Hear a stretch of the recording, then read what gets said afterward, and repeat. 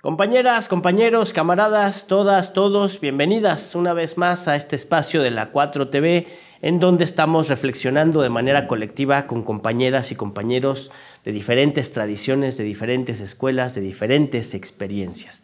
Hoy nos acompaña un camarada histórico en el movimiento revolucionario, es un camarada internacionalista, fundador de organizaciones políticas y sociales, un hombre de izquierda de larga data. Es una parte de la historia de nuestro país y del movimiento obrero. El camarada Peter Geller, bienvenido, ¿cómo estás? Muchas gracias, Molay. Gracias a ti por regalarnos valioso tiempo para conversar y para compartirnos quién es Peter Geller, cómo inicia la militancia antirracista y por los derechos y las libertades de Peter Geller. Mira, tuve la suerte, creo, de venir de una familia con gente de izquierda. Entonces yo comencé la militancia cuando tenía 12 años de edad. 12 años.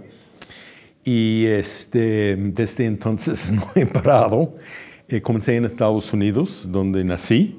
El movimiento por los derechos civiles de los negros, luego el movimiento contra la guerra de Vietnam, en el movimiento comunista y socialista también. Y a partir de los años 70 en México, estuve en el PRT, el Partido Revolucionario de Trabajadores, en el movimiento urbano popular, específicamente la Coordinadora Única de Damnificados, después del sismo del 85, en solidaridad internacional con Cuba, con Venezuela, con Palestina, y desde 2013 en Morena. O sea, tú eres fundador del PRT y fundador también, me imagino que también del PRD. No, nunca estuve en el PRD. Ah, mira. Estuve un tiempo en el Frente Zapatista. Ah, el Frente Zapatista. Pero nunca, o sea, la crítica que hoy día todos tenemos al PRD, yo tenía también desde el principio del PRD. Y por eso buscaba en Morena algo diferente, ¿no? Un instrumento de lucha. ¿Y lo has encontrado? En cierto aspecto sí. O sea, obviamente tenemos un presidente comprometido con las causas sociales, la militancia de Morena también. Creo que falta mucho que Morena sea partido-movimiento. O sea, de partido está garantizado, ¿no? En cuanto a los movimientos sociales, si bien es cierto que tenemos un buen número de luchadores sociales del movimiento urbano popular, del feminismo, del movimiento campesino, sindical, LGBT, etcétera, etcétera, en las filas de Morena, el trabajo de Morena y la orientación de Morena hacia los movimientos sociales todavía queda mucho para hacer a ese nivel. Muy bien. Y luego vamos a reflexionar cómo hacer esa vinculación. Pero pues hay historia que contar. ¿Tú fuiste militante del Partido Comunista en Estados Unidos? De la juventud. De la juventud comunista en Estados Unidos. Uy, eso es, eso es raro, ¿no? Bueno, en su momento la izquierda sí tenía cierta influencia. El macartismo, que era antes de mis días de militancia, tuvo mucho efecto muy negativo. Sí, una represión muy larga que, digamos, golpea todo, de centro izquierda hacia la izquierda marxista, ¿no?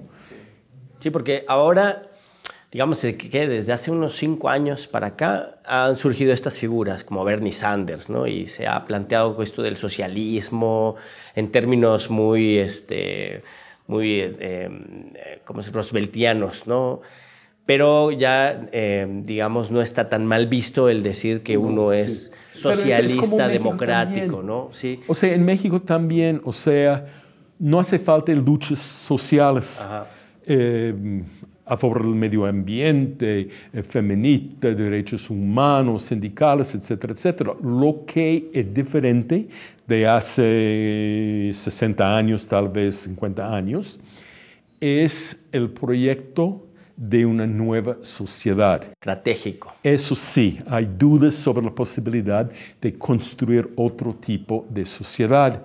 Entonces las respuestas le dan a nivel de los movimientos reivindicativos, que me parece muy bien y muy importante, porque eso es como la gente comienza a tomar la conciencia política, a politizarse y todo eso, o sea, a través de luchas. Pueden ser a nivel del barrio, por ejemplo. Yo creo que por eso es muy importante el tema de solidaridad internacional. Claro. Porque queremos que las y los militantes de Morena tenga una visión de conjunto, no solamente de problemas de su barrio o su calle o la ciudad, inclusive el país, sino que tenga una visión de qué tipo de sociedad vivimos y la importancia de ver nuestra lucha como una lucha para un mundo mejor. Claro. Y obviamente, como el mismo presidente ha expresado muchas veces, la defensa de Cuba, de Bolivia, etcétera, etcétera, es a la vez la defensa de la soberanía de América Latina y de México. Sí, porque ahora que tú mencionas esto de los movimientos, hoy en día es muy importante, siempre lo fue, pero hoy es más importante tal vez, llenar de contenido los grandes conceptos, ¿no? Entonces, de tal manera que pues, un mundo mejor. ¿Qué quiere decir un mundo mejor? Claro, por supuesto, sí.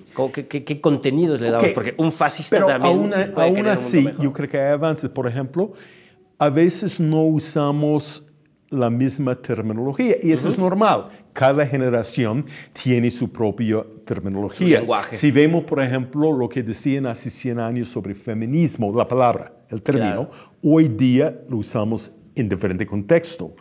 Cuando nuestro presidente habla del humanismo mexicano, es la misma cosa que una sociedad basada en la solidaridad. Es exactamente lo mismo. En el amor al prójimo. O sea, el proyecto, por ejemplo, de la Revolución Cubana es el derecho democrático más importante y elemental de que cada persona tiene el derecho a la salud, a la educación, al deporte, a una vida digna, a la vivienda, etcétera, etcétera. Se puede decir humanismo, se puede decir socialismo o sociedad solidaria, pero estamos hablando básicamente de la misma cosa. Sí, pero luego tienes, justamente por eso lo digo, porque tienes el correlato europeo, ¿no?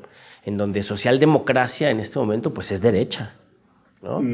Y eso no es nuevo tampoco. No es nuevo, pero justamente acabo de ver a Pedro Sánchez reunirse con Giorgia Milani, que es abiertamente fascista, y el otro socialdemócrata, ¿no?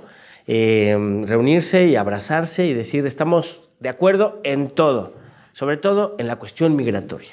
¿No? Entonces, pero eso no es nuevo. No es nuevo. O sea, la polémica de Lenin contra el Partido Laboral en Gran Bretaña, el papel de la socialdemocracia en Alemania después de la Primera Guerra, eso no es nuevo, muy al contrario, y inclusive muchas cosas de la historia de México, igual, ¿no? Pero yo creo que sí es importante aprender de esas experiencias y importante, digamos, estudiar la historia de los movimientos sociales. Por eso yo creo que el trabajo del Instituto Nacional de Formación Política de Morena es un trabajo no solamente fundamental, pero también es un trabajo de primero lo que están haciendo las y los compañeros. Claro. La formación política es estratégica, ¿no? Para cualquier movimiento que pretenda la transformación de la sociedad. Sí, por supuesto. Sí. Formación de cuadros para que haya relevos generacionales. No necesariamente, ¿no? Para luchas cotidianas sobre alumbrado en la calle o sobre, digamos, un aumento salarial. Pero sí, como decía Brecht, ¿no? Que buscamos compañeros no solamente para hoy, pero también para mañana y para pasado mañana. Y para eso esas personas, esas compañeras y compañeros tienen que tener, digamos, elementos de análisis, tienen que saber en qué mundo vivimos, tienen que tener un proyecto para que estén, digamos, para las batallas de mañana y pasado mañana. ¿Tú cómo ubicas a nivel internacional a Morena? Tú eres un compañero que ha conocido experiencias de partidos en todo el mundo, partidos de izquierda, partidos de una u otra tradición ideológica. Y hoy vivimos un momento distinto, ¿no? Pero que es producto de esa historia, ¿no? Sí, ¿Tú cómo ubicas a Morena? Yo creo que Morena es como partidos, muchos partidos en otros países. Obviamente hay diferencias de un país a otro, pero podemos hablar de Podemos en España, del movimiento socialismo en Bolivia, del Partido Socialista Unido de Venezuela, país en Ecuador, ¿no?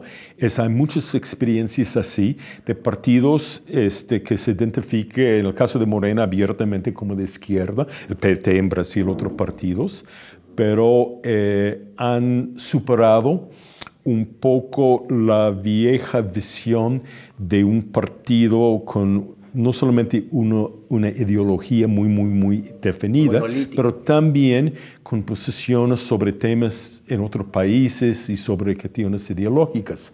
Mira, podemos tener, por ejemplo, diferencias dentro de Morena sobre Ucrania, que es un tema muy importante en el mundo hoy día, pero no tenemos que dividirnos sobre eso.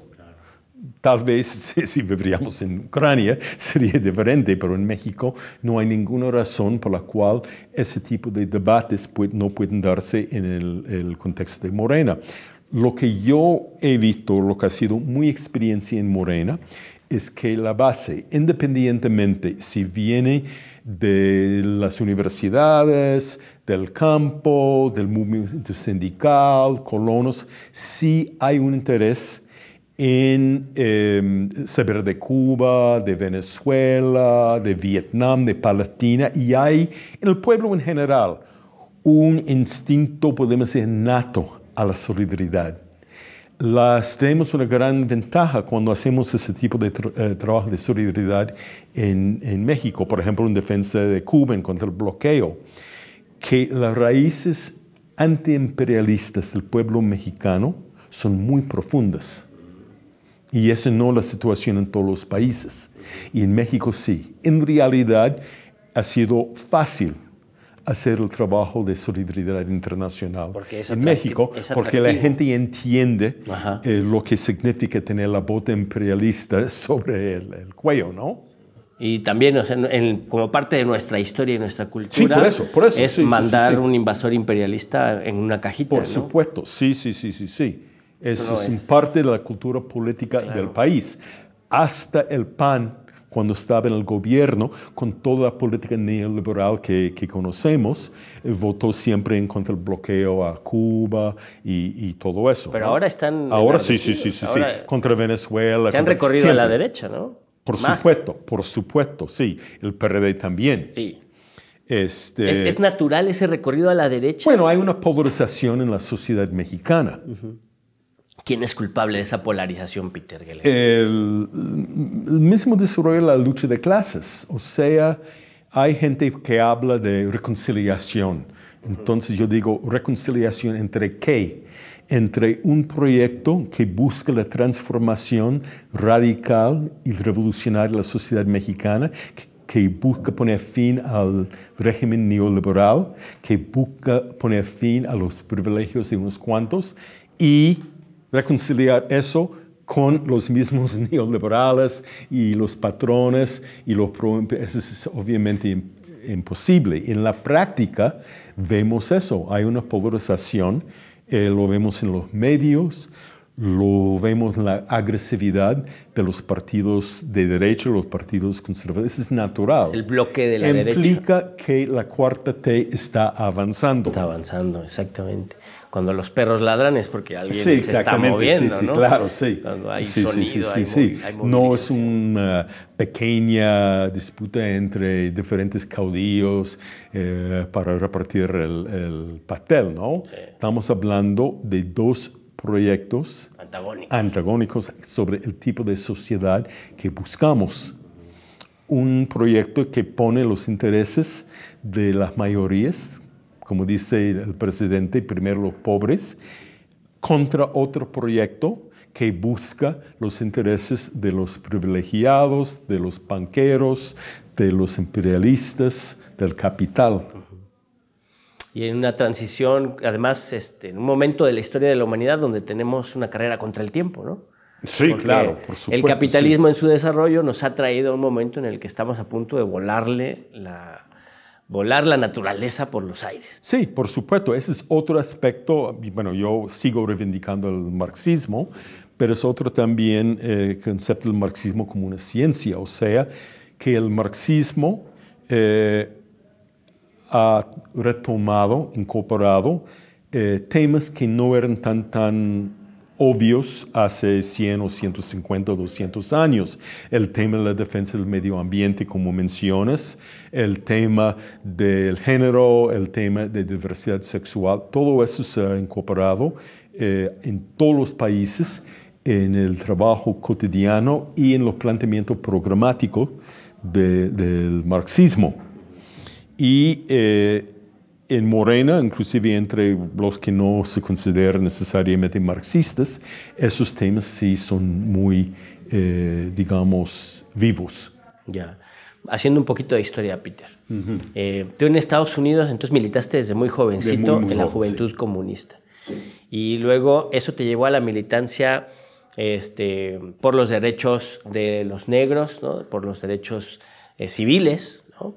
Y por las libertades de la comunidad de la disidencia sexual, que también era importante en esa época. En esa época no tanto, no tanto en esa época, pero las dos batallas más importantes de los años 60 era Vietnam y los negros. Y los negros, sí. Y eso forjó la generación del 68, claro. Como aquí en México fue lo que pasó en Tlatelolco. Claro. Las luchas por las libertades democráticas aquí. Sí, y también el reconocimiento cada vez mayor entre los mismos luchadores de que el problema era el tipo de sistema, claro, que tenemos. Pero entonces tú formaste parte de esta nueva izquierda, ¿no? O sea, naciste entre el movimiento comunista. Sí, era parte de la vieja izquierda en el sentido y de la nueva. De que sí, mucho de la nueva izquierda estaba influenciada por el anarquismo, el existencialismo. Sí, de los hippies y muy todo críticos eso. Incluso había de muchos los aspectos partidos. De contraculturales y todo eso, pero también había muchos cuadros del Partido Comunista, de los trotskistas, luego del maoísmo, etcétera, que sí tenía no solamente una visión más completa, pero también tenía el tipo de compromiso militante que en general está ausente en los movimientos sociales como tales. Claro, sí. Por eso la importancia, ¿no?, un poco de un partido, sí. O sea, un espacio para la elaboración colectiva, para el trabajo colectivo, o sea, para formar cuadros. Y cuadros que puedan dirigir movimientos, ¿no? Pueden dirigir, que tienen una visión estratégica, que no están presos de su estado de ánimo cotidiano, sino como se ven como parte de un movimiento de transformación social. Habría que agregarles ahora incorruptibles. Sí. Es una obligación también, ¿no? Sí. Y luego, ¿cuándo sales de Estados Unidos hacia... ¿Primero viniste a México? Sí. Y yo me naturalicé hace muchos años. Desde siempre tenía, digamos, militancia en México. Es mi país, México. Me siento muy a gusto. Muy en casa en Morena mexicano. Y bueno, sí, vida social y política. Y esa militancia que tú viviste, pues era la militancia de un internacionalista, ¿no? En la lógica del internacionalismo proletario, ¿no? Ok, eso sí, porque también en Estados Unidos, donde tienes una izquierda mucho más aislada que en el caso de México, obviamente el tema internacional siempre ha tenido, por bien o por mal, mayor peso. O sea, gran parte de la izquierda norteamericana, digamos, consideraba o la Unión Soviética, o Cuba, o China como un modelo. Ajá. Mientras en México estuvimos mucho más enraizados, por decirlo así, en, digamos, la experiencia y la cultura política nacionales. Claro, eso es muy interesante. Mire, desde hace mucho tiempo, yo estuve en solidaridad con Cuba muchos años, el concepto ha evolucionado, en mi juicio, en forma positiva, desde los viejos tiempos de la URSS. O sea, nadie hoy día habla de modelos, sino de experiencias. Y cada experiencia, sea Cuba, Venezuela, Bolivia, Vietnam, China, tiene aspectos positivos y aspectos negativos. No hay modelos, cada país tiene que tener su propio camino. Yo estoy convencido de que va a haber socialismo en México, pero obviamente va a tener un sello que dice hecho en México. Entonces, pero digo, cada país tiene su cultura, tiene su historia, tiene su forma de lucha y todo eso. Pero la experiencia de Cuba en las condiciones más adversas de un bloqueo de más de 6 décadas que afecta todo, afecta absolutamente todo.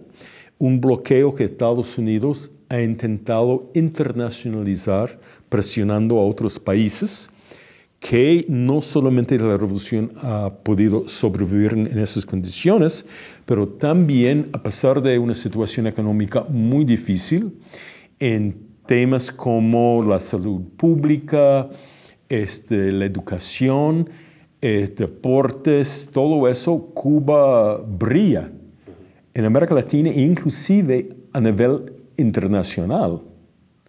Y por eso la defensa de ese experimento, ese ejemplo, esa experiencia. La experiencia cubana. Es muy, mira, inclusive en algunos temas electorales hay algunas lecciones y experiencias cubanas muy interesantes y muy importantes. Me gustaría, por ejemplo, que en Morena se concretizara lo que en Cuba es, creo que la ley de asambleas de rendición de cuentas, o sea, en Cuba, cada 6 meses el diputado o la diputada tiene que regresar al lugar donde fue electo, hacer una asamblea con los vecinos, recoger sus propuestas y 6 meses después rendimiento de cuentas, o sea, explicar qué pasó con las encuestas. En Cuba, por ejemplo, los diputados en el Parlamento no reciben un salario especial. Recibe el salario que recibía cuando era maestro o obrero o científico, etcétera, ¿no? Si en México estamos buscando en Morena de reducir ese tipo de corrupción, privilegio, electoralismo en el sentido negativo, experiencias como los bolcheviques en Rusia, los cubanos y otros países pueden ser interesantes, no como modelo para copiar desde luego, sino como para experiencias, para tener un debate, para intercambiar ideas, para ver qué podemos hacer, lo que no podemos hacer, porque obviamente en Morena estamos buscando no solamente, digamos, mejores programas sociales, sino una relación diferente entre gobernadores y gobernados. O sea, una relación diferente entre la sociedad y el gobierno para que la democracia sea una democracia real, no solamente de emitir un sufragio cada 6 años o cada 3 años. Sí, porque ahí entra en debate el papel del Estado, ¿no? El papel del Estado no solo como un regulador entre el capital y el trabajo, ¿no? Como un árbitro entre fuerzas sociales, sino que el Estado neoliberal se puso del lado del capital totalmente y saqueó los recursos naturales y saqueó a la fuerza de trabajo y hasta la asesinaba, ¿no? Sí. Y un Estado democrático, popular, pues se pone del lado de la humanidad, ¿no? Y le pone freno de emergencia al capital, ¿no? Y eso todavía no es socialismo, eso nada más es democratización de la sociedad y bajar privilegios y aumentar derechos. Bueno, en este país eso no es cualquier cosa. No. Estamos viendo. Es un proceso de reconstrucción nacional. Sí, por supuesto, sí. Y otra mentalidad también. Claro. Porque desafortunadamente la cultura política priista, perredista, sí todavía tiene mucho impacto en la gente. Claro. ¿Qué herramientas, digamos, internacionales? Ya ahorita comentabas algunas experiencias, nos pueden ser útiles. Te voy a dar otro ejemplo de la historia. Sí. Para debatir y subvertir esa cultura política priista, perredista, prianista, a partir de experiencias de los pueblos del mundo. Digo, hay diferentes experiencias. El ejemplo de Cuba, que tiene aspecto negativo, pero aspecto positivo, que acabo de mencionar, ¿no? Las misiones sociales en Venezuela son muy parecidas a los programas sociales de la Cuarta T en México. Hay una vieja tradición de los bolcheviques en Rusia que yo creo que vale la pena contemplar para Morena. Cuando alguien es postulado como candidato, tenía que firmar su renuncia con la fecha en blanco y depositar la renuncia con el Comité Central. Si el partido decide que el diputado no está siguiendo la línea, o está yendo por, digamos, suyo, como ha pasado varias veces en México, entonces ya tiene su renuncia. En el PRT tuvimos, y esa tradición viene también del movimiento comunista, en los estatutos de que el diputado no puede ganar más que un obrero calificado. Para evitar una situación donde ser servidor público diputado sea un privilegio económico. Esas son experiencias y vale la pena ver lo bueno y lo malo y qué fue la experiencia y todo eso. Sí, que no sea un negocio, ¿no? Sí, y desafortunadamente no solamente muchos diputados lo ven como un negocio, pero hay grandes sectores de la población que de ninguna manera cree que así es la política. Sí, y esto tendría que ver también con combatir esta idea clasista de que los diputados o los representantes populares deben tener un cierto nivel académico.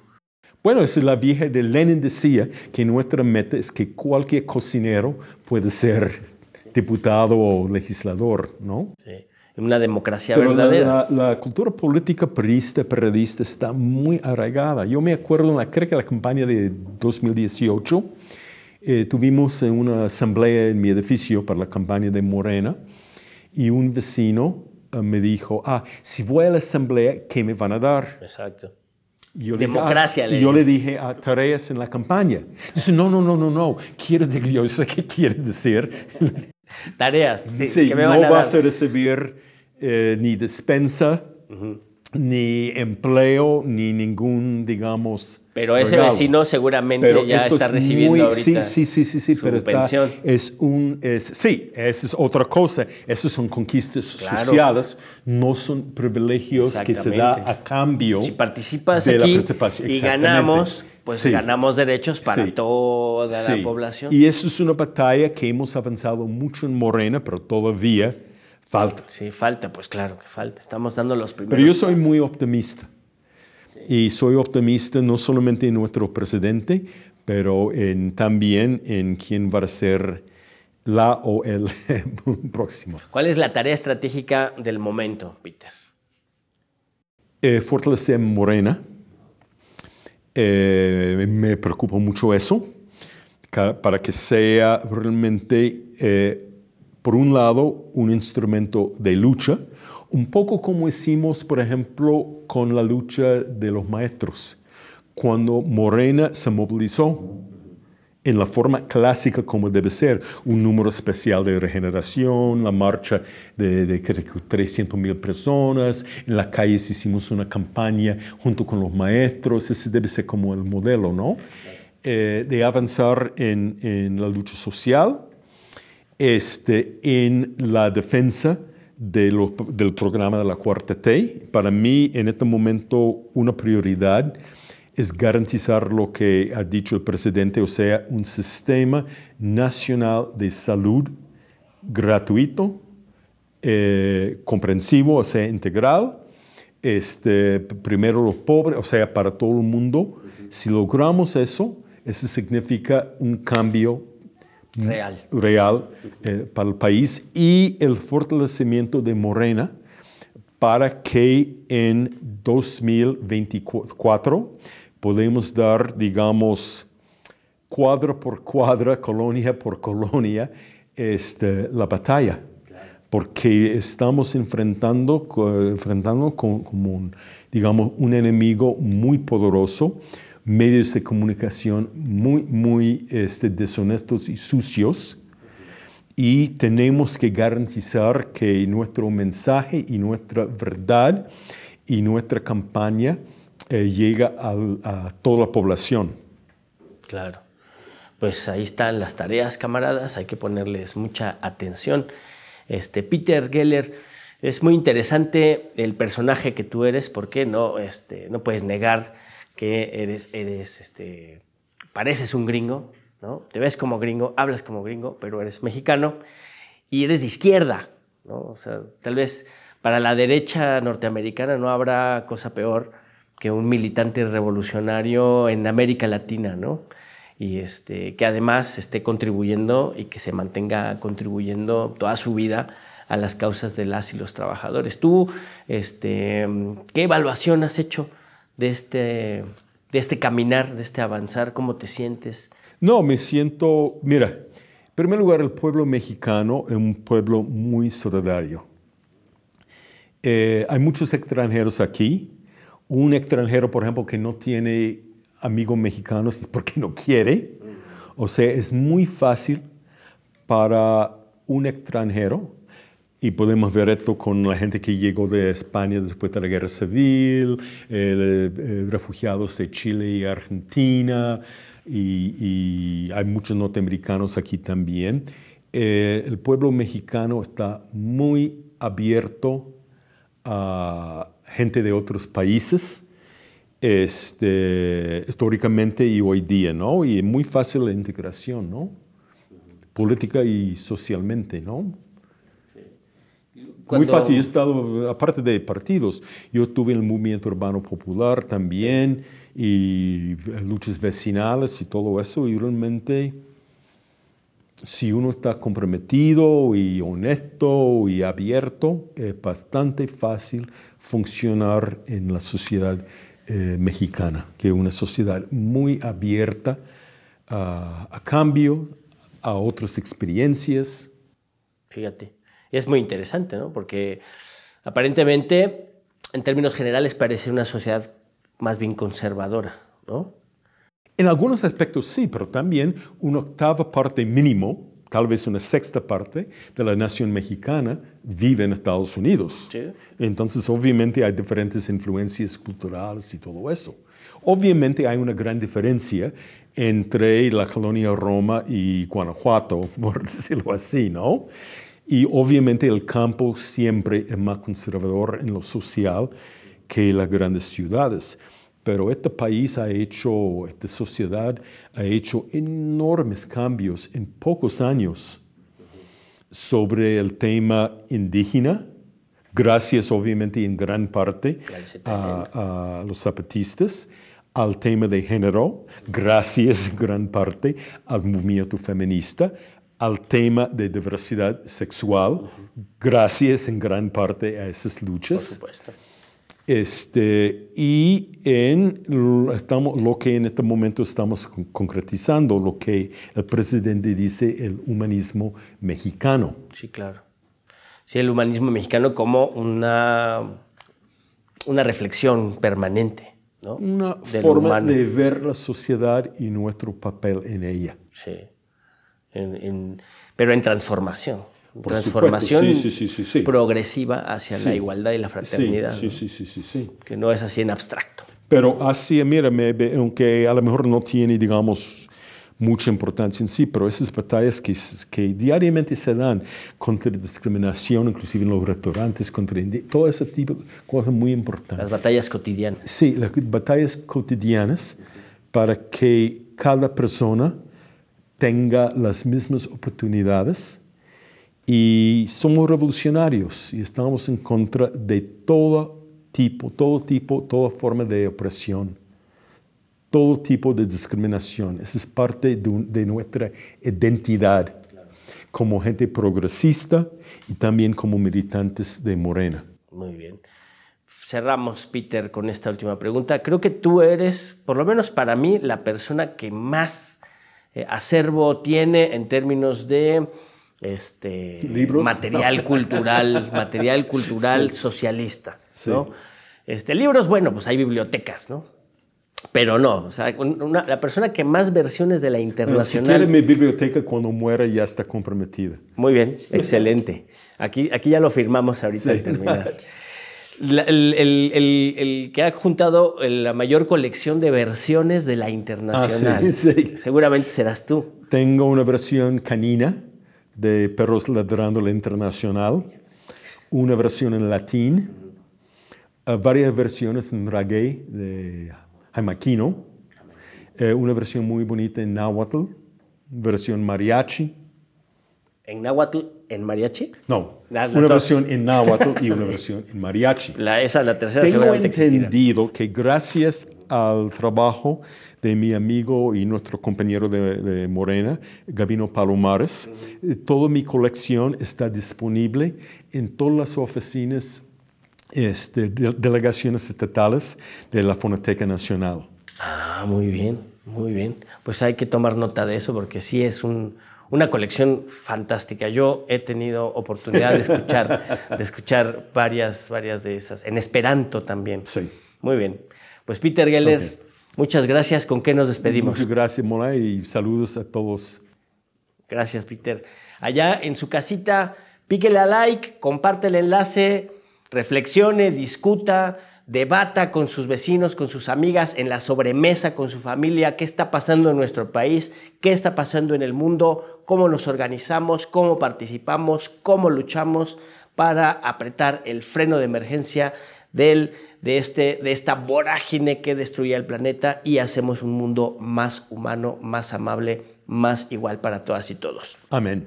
Hasta luego.